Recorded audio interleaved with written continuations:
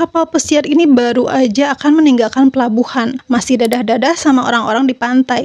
Tiba-tiba dalam hitungan menit listrik padam, kapal mulai miring, dan ribuan penumpang panik mencari jalan keluar. Yang lebih mengejutkan, sang kapten justru meninggalkan kapal lebih dulu. Itulah awal dari tragedi kapal pesiar Costa Concordia, salah satu kecelakaan kapal pesiar paling terkenal dalam sejarah modern. Jadi ceritanya, pada malam 13 Januari tahun 2012, kapal pesiar mewah Costa Concordia berlayar di lepas pantai Pulau Giglio, wilayah Tuscan, Italia. Di atas kapal terdapat lebih dari 4.229 orang, terdiri dari penumpang dan awak kapal. Malam itu seharusnya menjadi perjalanan liburan yang tenang. Namun semuanya berubah karena satu keputusan fatal. Kapten kapal, Francesco Cettino, memutuskan melakukan manuver mendekati pantai untuk melakukan salut atau penghormatan kepada warga setempat. Manuver itu dilakukan terlalu dekat dengan garis pantai. Tanpa disadari, lambung kapal menghantam terumbu karang besar di bawah laut. Benturan tersebut merobek lambung kapal sepanjang sekitar 50 meter. Air laut langsung masuk dengan sangat cepat ke ruang mesin dan sistem kelistrikan kapal. Dalam waktu singkat, kapal kehilangan tenaga dan mulai miring drastis. Penumpang yang awalnya mengira hanya gangguan kecil berubah menjadi panik ketika kapal semakin condong dan evakuasi mulai kacau.